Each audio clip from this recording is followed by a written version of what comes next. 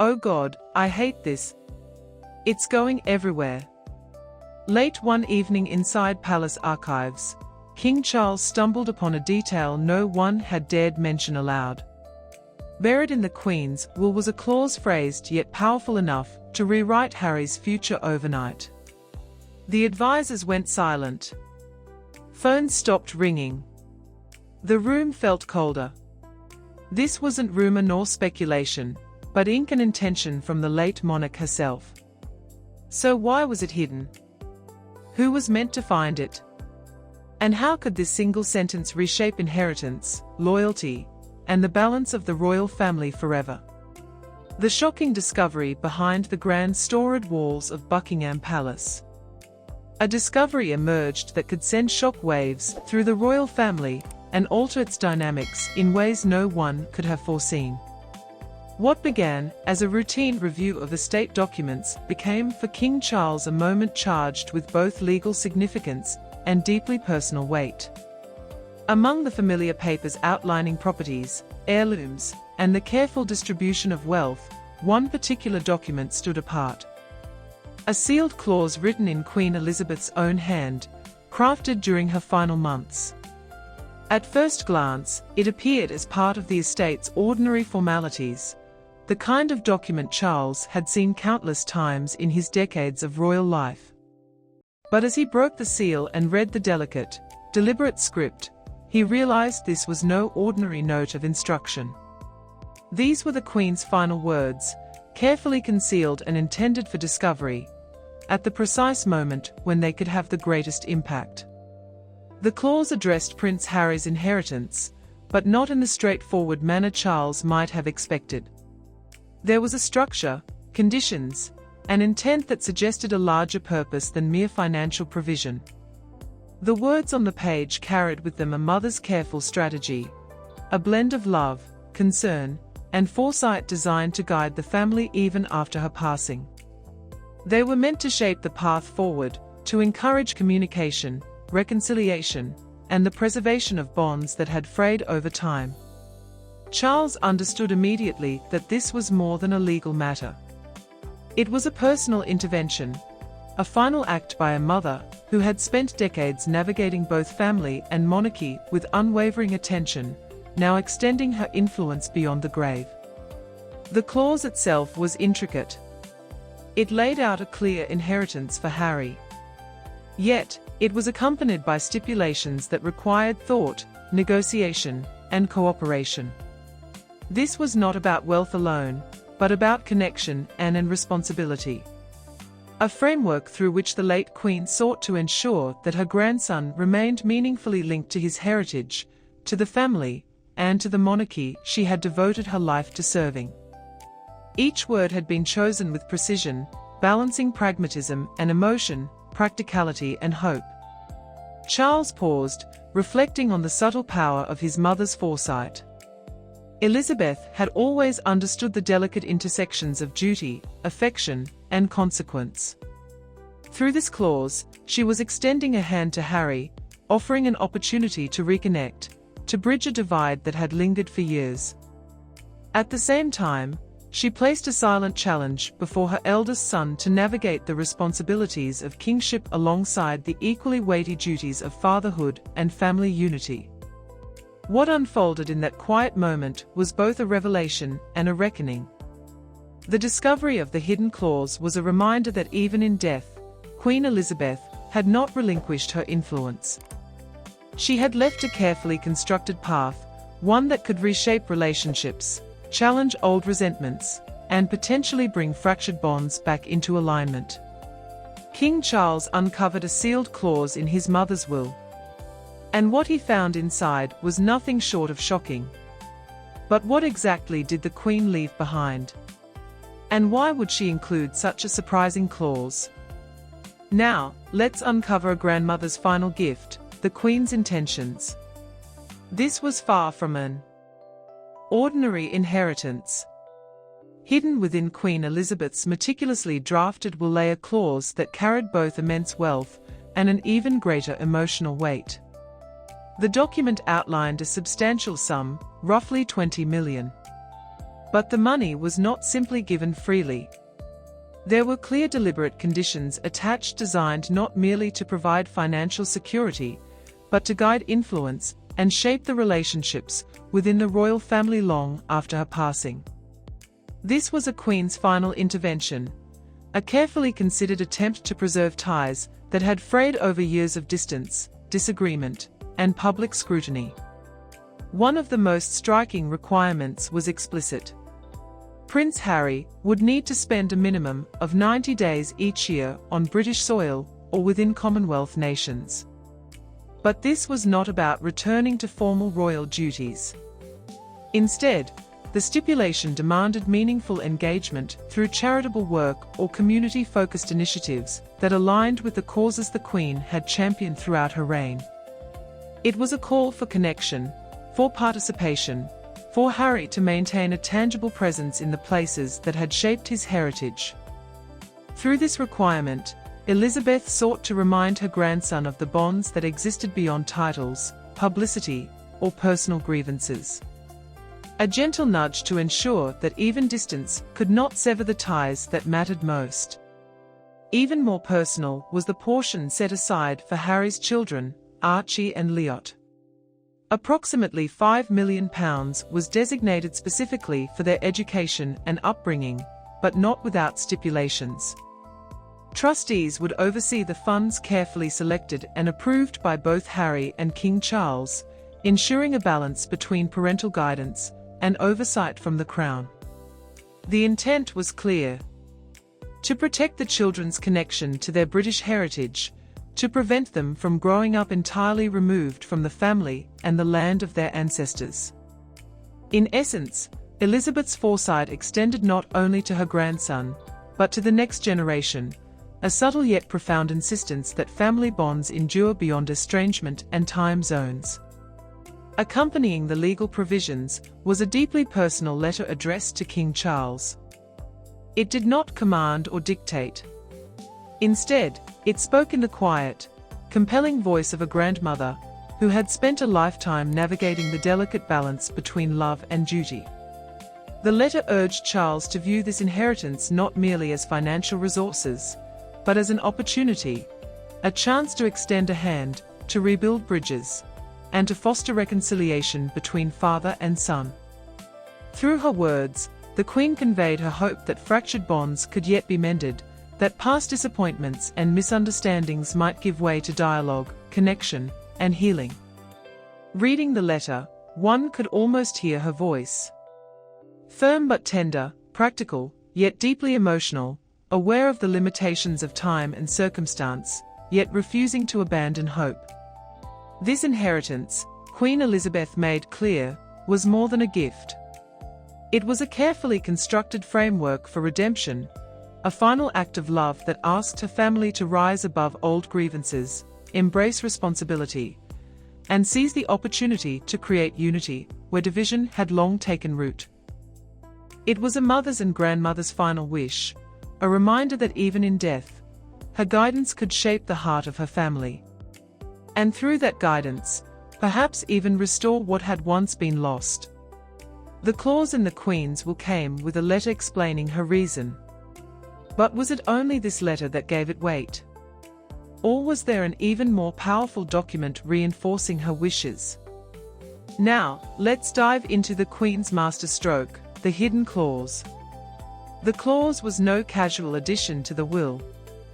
Every line had been meticulously composed, drafted in close consultation with the Queen's most trusted legal advisors to ensure it could withstand any scrutiny or challenge.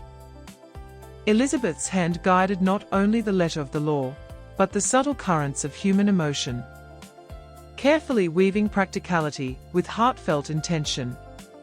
Each word was deliberate, chosen to strike the delicate balance between firmness and compassion, precision and tenderness.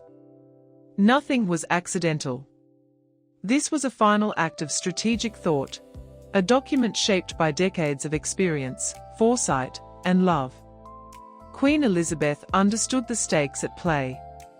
She knew that the rift between her sons had created not just personal hurt, but also a fragile tension within the family that had implications for the monarchy itself. With the clause, she sought to achieve several objectives simultaneously.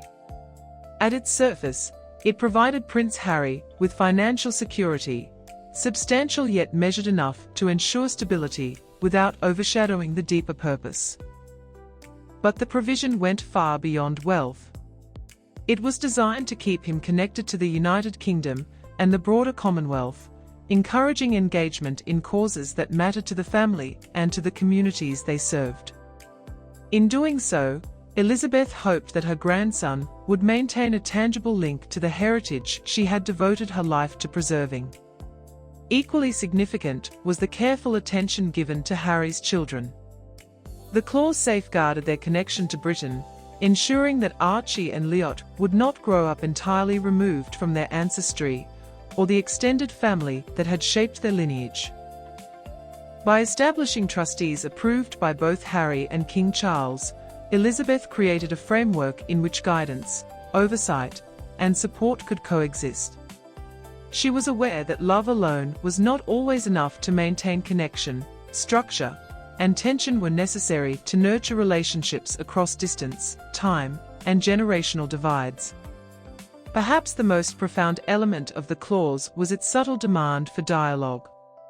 Elizabeth's intention was not merely to transfer wealth or issue instructions, but to provoke a conversation between father and son, a bridge over years of misunderstanding and absence. In this, the clause functioned as both gift and challenge, a delicate invitation to reconciliation wrapped in the practicalities of legal obligation.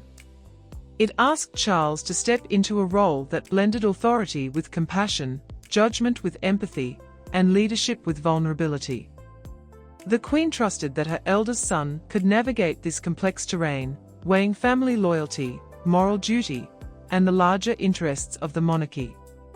Reading between the lines, it was clear that the Queen's final act was profoundly strategic. She recognized the limits of her own influence, yet sought to extend her guidance beyond her life. By combining law, love, and careful planning, she left a tool capable of shaping the family's future, even if only partially. The responsibility now rested with Charles to honor that vision, to decide whether to enforce, interpret, or adapt the clause, and in doing so to determine whether the bond she had worked so hard to preserve could survive her absence. In every sense, this was quintessential Elizabeth, wise, measured, and unflinchingly devoted to family. Even in death, she had engineered a path forward, blending security, guidance, and hope into one master stroke, leaving her family a choice and a challenge that would echo through the years. The Queen enlisted the guidance of her most trusted legal experts to ensure the clause in her will and carried real weight. But how will King Charles respond to it? Will it be easy for him to put into action, or will he need advice on the best way to navigate it? Let's find out. Crossroads. King Charles now stood at a crossroads that tested every facet of his identity. On one side was his role as a father, the intimate, deeply human part of him that had loved and worried over a son whose choices had caused years of heartache. On the other side was his responsibility as monarch, a figure whose every decision carried weight far beyond the walls of the family home, influencing public opinion, the reputation of the royal family, and the very stability of the institution he had inherited. The two roles collided in ways that made this moment profoundly complicated and emotionally charged. Harry's absence and the path he had chosen had left marks that were difficult to ignore. His public statements, sharp criticisms, memoir, and interviews had pierced through private and public defenses alike, leaving wounds that still throbbed beneath the surface.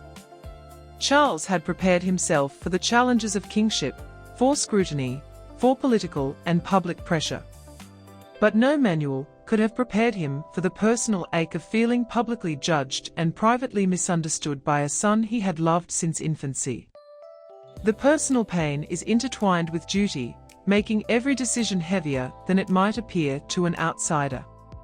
Adding another layer of complexity was Prince William, Charles's eldest son and heir, whose loyalty to the Instian and to his family was steadfast, but sometimes uncompromising.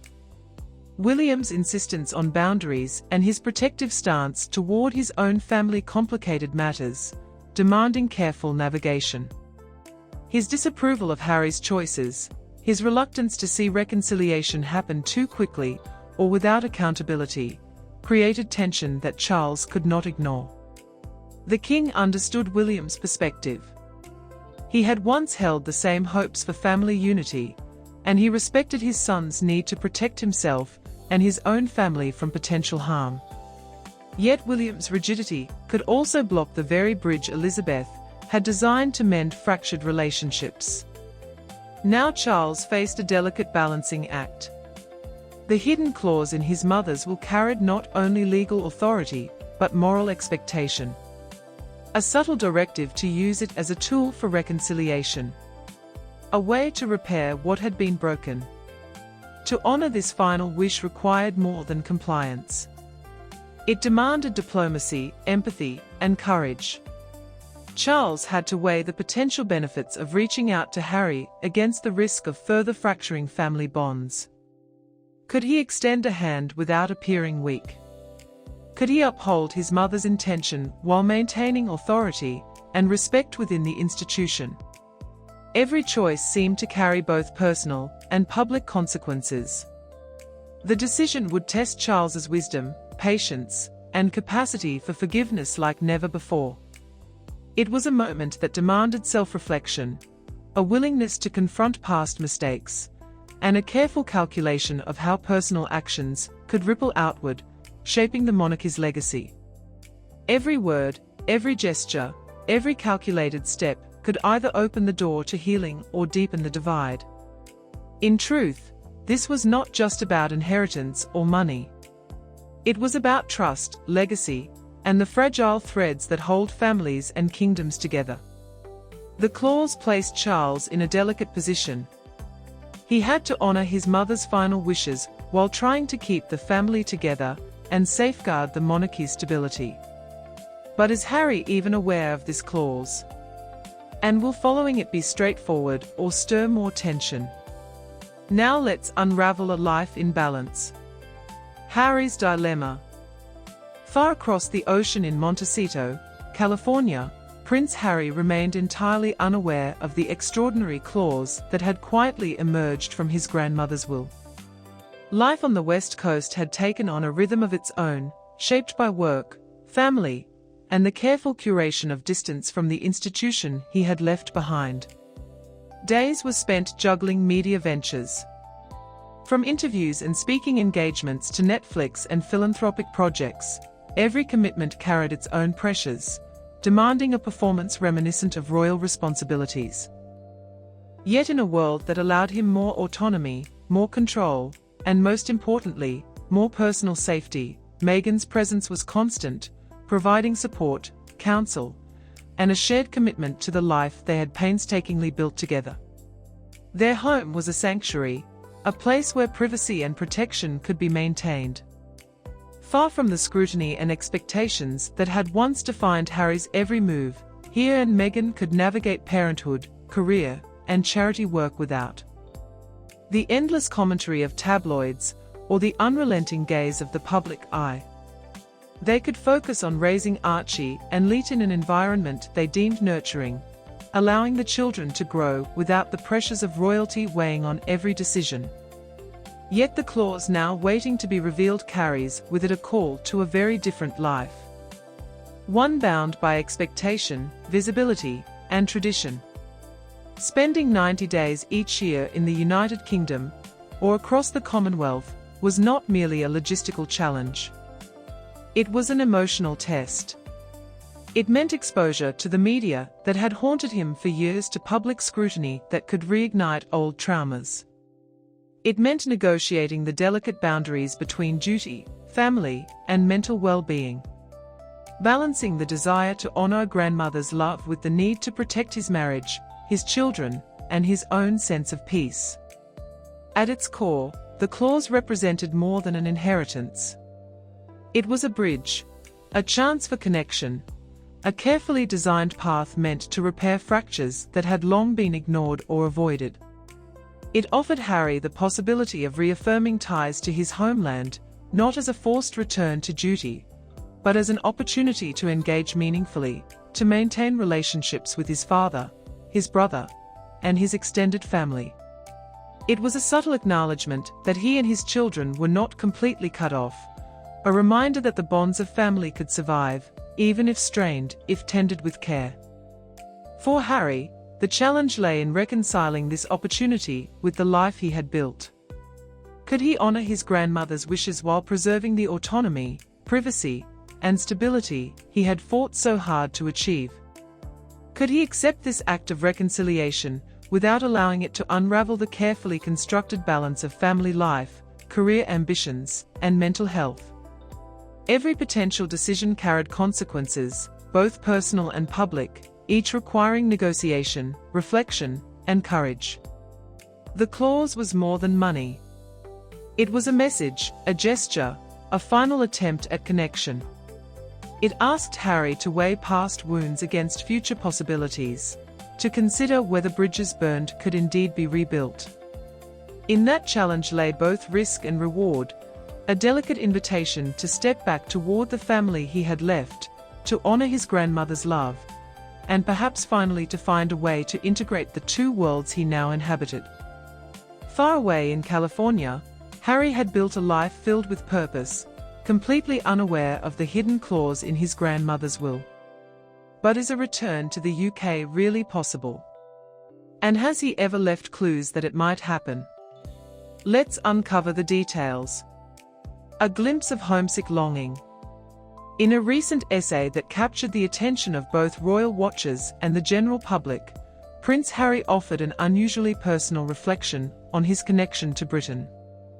Far from the carefully curated public statements or media-managed interviews, this piece revealed a side of the Duke of Sussex that is rarely seen, the depth of his love and loyalty to his homeland. It was a subtle yet poignant acknowledgement of the country that shaped him, the nation he served, and the culture that remains a part of his identity, regardless of the miles that now separate him from its shores. In his writing, Harry described all the things that to him define being British. From the humour and wit to the shared history, the sense of community and the values that tie individuals to their nation, he painted a picture of a homeland he clearly cherishes. Among the lines, one passage stood out. "Though currently I may live in the United States, Britain is and always will be the country I proudly served and fought for." The words are simple yet deliberate. They reflect not only admiration and pride, but also a careful choice of phrasing that hints at deeper currents. The emphasis on currently is particularly telling. It is not merely a statement of location, but a subtle suggestion that this is a temporary arrangement, that life elsewhere does not sever his ties to the UK. Similarly, the use of may introduces an element of possibility rather than certainty. Harry is signaling that his residence abroad is flexible, that circumstances could change, and that a return, at least in some capacity, remains within the realm of consideration. It is a clever balancing act.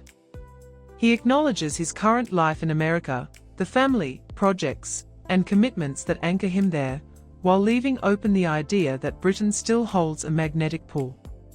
The phrasing also hints at emotion beneath the surface, a potential homesickness, a longing for connection to family, friends, and a country whose identity is woven into his own.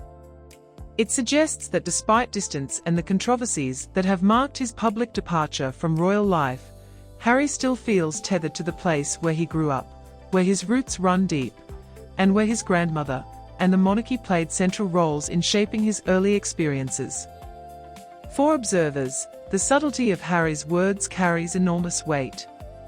It raises questions about whether a physical return to Britain is possible, whether a re-engagement with royal duties, formal or informal, might be on the horizon, and how these personal feelings could intersect with larger family and institutional considerations.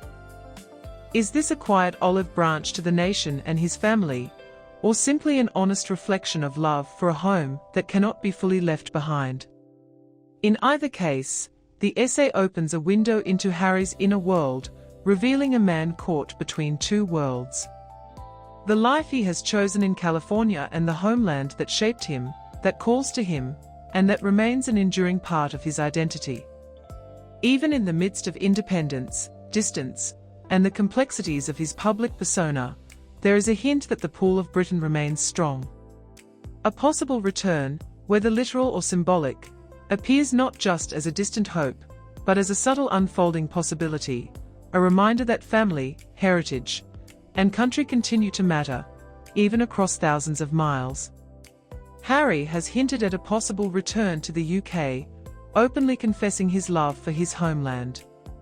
But will King Charles wait for his son's uncertain decision, or seek advice on the best way to handle the situation? Now, let's delve into the decisions that could shape the monarchy. Navigating the fragile path forward. The road ahead was uncertain, fraught with delicate choices and high stakes. King Charles found himself at the intersection of personal responsibility, family loyalty, and the expectations of an entire nation. His mother's hidden clause had not only conveyed a significant inheritance for Harry, but also set in motion a series of potential actions that would require careful consideration, negotiation, and emotional intelligence. Every step carried weight. Every decision threatened to ripple far beyond the walls of the palace. Charles's advisors, seasoned in both law and palace politics, recommended a cautious hybrid approach.